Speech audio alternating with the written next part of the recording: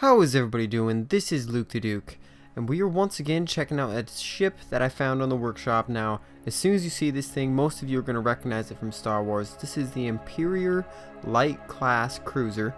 So this is sort of a variant of the cruiser manufactured in the Galactic Empire in sort of like the Clone Wars era. It's the predecessor to the Jedi Light Cruiser, so it's sort of twisted to the Imperial needs and their evil ways and whatnot.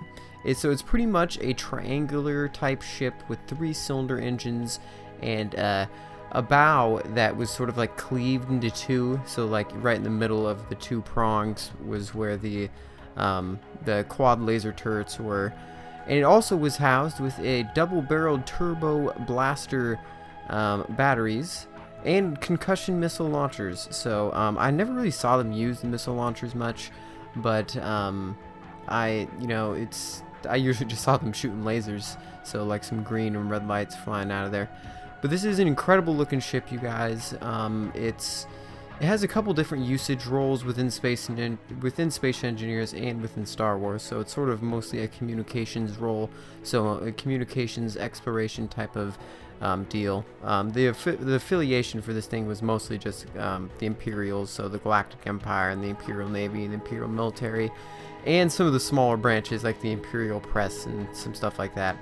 So yeah, you guys, we are going to be checking out this ship today. It's a pretty elegant and just a vast amount of details and little additions added into this thing. So it's pretty damn close to a one-on-one scale of the Light Imperial Cruiser. I'm having problems speaking. I'm so excited, you guys. So I'll see you in 1 second. And we're going to check out what this beast is really made of. So we're going to be doing a full interior and exterior look around. So I'll see you guys in 1 second.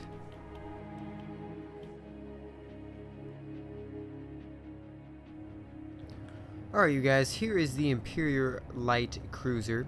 And right here from the back we can see those giant spherical little thruster little bays that we were talking about before.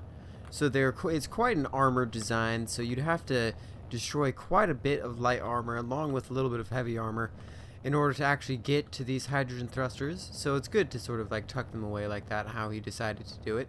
Well, actually, the way he decided to do it was the way that George Lucas decided to do it. So, or maybe not George Lucas, maybe the person that he just had designing ships for him. But we're not going to get into that, my friends. We're going to check out the first door here.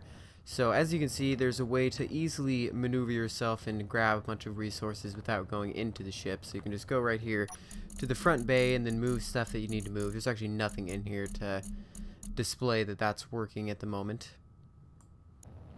So here is the front door, you guys. An interior turret to greet you, and maybe you could get your mail or whatnot, or get shot if you are an intruder.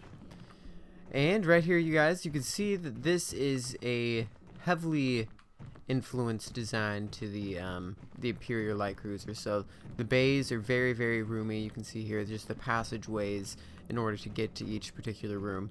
So as you can see, we have this series of signs showing us which direction we want to go to see the various things. And as I was talking about before, you can see it has the escape pods just like I was talking about, and does have the matching weapons from the Star Wars universes too. So yeah, we're going to be going to, let's go left and check out the escape pods and the interrogation room and all that good stuff. So interrogation room 1. Of course, interrogation is going to want to be very dark. And oh, look at this, that's funny as hell. So we got a seat and a giant light and then a welder right here ready to shock the person.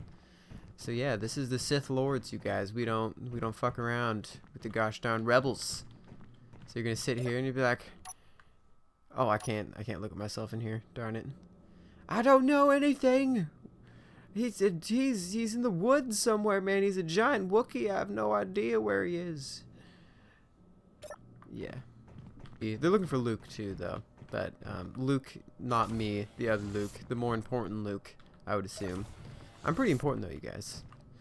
Server room, medical cryopods. So this is sort of like the filler rooms. As you can see, you sort of need to put some rooms in here. But you have a giant series of cryogenic chambers, along with some LCD signs, so when they get out of their cryogenic sleep, you could have each person have a particular duty and write it on here, and you know, so everybody is up to whatever task they need to be doing.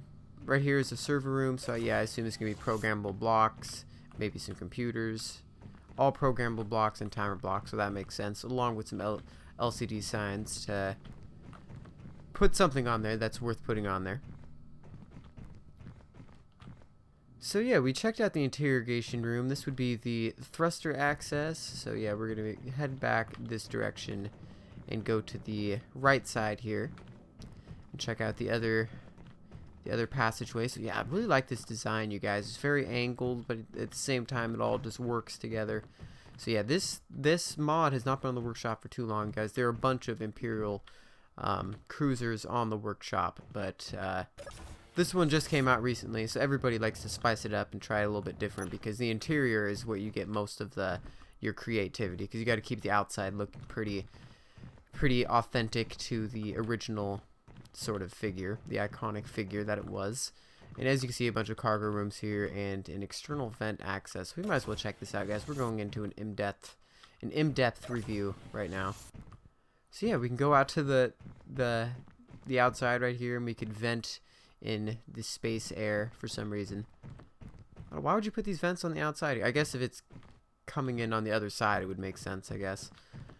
But yeah, you guys, we're gonna be heading up to sort of like the captain's quarter and going up a couple flights of stairs here. So right here downstairs would be the engineering room. So it goes down here, you guys, down into a large series of somewhat of reactor rooms. So as this thing is flying, you guys, just the possibilities of a large faction just all up to their different things. Some people are in the gunner room, like 6 people manning the turrets that are attached to these things, and some people working in the engineering rooms, like tweaking with the reactors and repairing things that have been damaged and messing with the jump drives and stuff, because yes, it is a very important thing to have your starship have a proper crew in order to work the jump drive. From Star Trek, I remember that was a very important thing. So this would be, I would imagine, to be a somewhat of the fighter room. So if you'd want to sit here and man the turrets, this is a very enclosed room with a bunch of steel and no windows. So the cockpit room, you're going to want a little bit of a vantage point to look out the windows, just to make it look cool and make it look sort of just a little fancier, in my opinion. A really good ship design is actually going to close it off there, so you're not going to get blown out of your cockpit seat. As you can see, as we're going up into the sort of the last room for this thing, you see a nice little view right here. We can look upon Mars's ice planet. So yeah, you guys, here is the 2 main seats right here. So as I said, there could be a whole series of groups of people working on this thing all at the same time while you're flying it. And this thing's actually pretty dependable to be able to move around while you're still flying at a reasonable speed. If you go too fast, you're gonna have a bad time. So yeah, you guys, it's a little dark right now because we're not facing towards the sun, so we're actually gonna flip this thing around. It's gonna take a while because of the gyroscopes, but let's get a good look at the top of this thing. So yeah, there's the sun, you guys. Alright, here it is, and this thing just looks incredible, you guys. Yep, you can go bigger than this, you guys, but at the point it is right now, like, I'm getting an incredible sim speed and an FPS. It's not like the best in the world, but let's check this out. It's very relevant. So a 52 FPS and a simulation speed of a buck, so perfect, and the UPS at about 60. So yeah, the sim speed, take into consideration that I do have a pretty nice computer, but this is fairly stable, you guys. So yeah, we're gonna move this thing around and we're gonna check out the speed it has. Of course, this thing isn't gonna. Oh, we're already under attack, you guys. The station. Okay, we're gonna fly away from the station. This thing has a good amount of armor, so we should be fine to get away from it. But you know what, you guys? We're gonna come back on this. We're gonna show the turning speed, and we're also gonna attack that station, because why would they shoot us, man? I spawned you in. I'm like God to you, station. Alright, so we're going to, as you can tell, this isn't the quickest ship to turn around, nor that it should be. It's not going to be a very agile ship, but it still is pretty quick in its own right. Stable, very stable.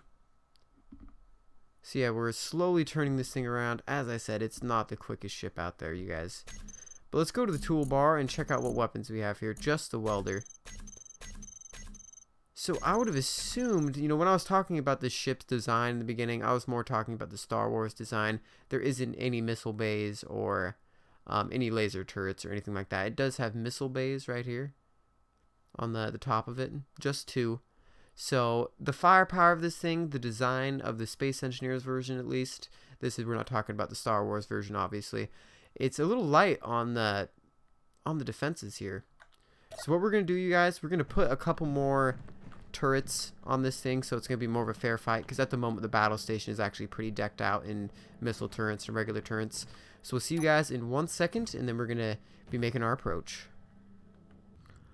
Alright, as you guys can see, I've tweaked the design a little bit, and maybe I went a little overboard with this, you guys, but I really want this thing to win. I think it would win regardless, but the battle station, as I said, is quite formidable, so we have decked this thing out completely, you guys. So before it only had 2 missile turrets, that's it, and look at it now. Oh my gosh. As you can see, we went along. I wanted to shoot myself. I didn't want the computer to have all the fun, so I attached 6 rocket launchers on here. In order to do that, all I had to do was put cargo containers on the bottom of them. We might as well fill up these little holes right here. Why not? So you guys, we're going to be taking off any second, but I thought I'd point one last thing out before we do. There are a couple hidden passageways to get into this thing. I'm going to show you the one, but there's a couple other ones you guys might want to figure out for yourself. So this one right here, right at the bottom, so you'd have to go underneath the big rocket launchers, and then you see, well, actually there won't be rocket launchers on the one that you guys download. You're just gonna have to go to the middle of the little parallel little passage right here, and you're gonna go in this thing, and it's a little bit of a hidden passageway with a couple commands right here. One is for the pressurize and depressurize. So this is sort of handy if you don't want to like fly away from the door when you get into it like that. So you guys, we're going to be making our way back up to the pilot seat, and I will see you guys in 1 second. Alright you guys, we're coming in on the station. We are preparing to destroy the rebel resistance on Hoth. But first, what we need to do is take out these stations that are blocking our progress, or so the story goes. But I'm not sure where my fighters are. I sent in some fighters to meet us here, but they obviously are taking their sweet time. Where'd you guys go? Look at this sweet thing. So many turrets, you guys. Alright, here we go. Oh, fighters inbound. You guys can do it! We're trying to meet you there, man. I don't know if they're on my side, though. Oh, we got some little bit of skirmishing going down there with the small fighters. One staying back. We got one coward over there. I'm coming in, fighters. Here we go, my bros. Oh shit, we're taking heavy fire already.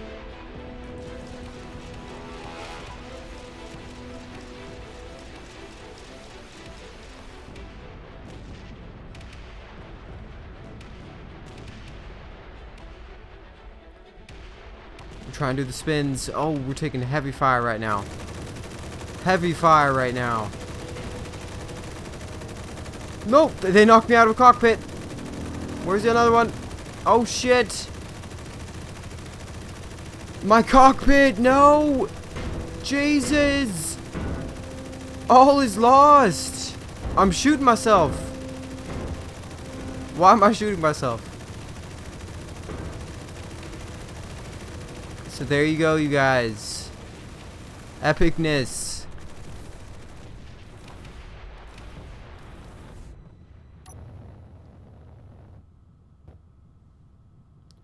You guys, I still won. If you can see that. Maybe I didn't win. I'm actually pretty on fire right now.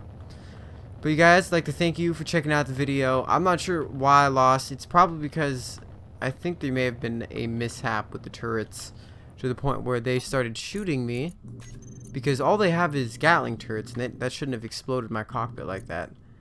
And what you gotta look for is if your stuff is set to target moving objects, which it is. So I don't know how that ended up happening. I think it just went with the rest of my settings for the first two ones. So yeah, turn that off, you guys, or else your turrets will just shoot straight through your ship, like you just saw. So an incredible build, you guys. The only downside of this build is it's not really, it doesn't have much of a offensive capability or much of a defense as well. So definitely you guys are going to want to outfit this a little bit if you want to face it off against your friends or anything like that. So as an exploration ship, just fine. It has everything you need to survive in here. But if anybody ends up coming up on you guys, you're definitely going to need to have some defenses. And another mistake I made was I put them a little bit too close to the middle of my ship. And that way, when they're trying to shoot things that are like down there, they can't actually reach it, so they end up just shooting through my ship. So it's better to keep them on the corners or on the sides. If you just coated them along the sides of this thing, it would probably be like 10 times as effective, you guys. But once again, my bros, I'd like to thank you for watching. This is Luke the Duke. We're going to be back to survival for the next episode, and we have a big episode planned. Like the first 2 minutes of it just starts off with a major bang, you guys. So once again, you guys, like, thank you for watching. It looks like the Resistance has won, just like they always do, and I'll see you guys in the next video. This is Luke the Duke. Good night, and good luck.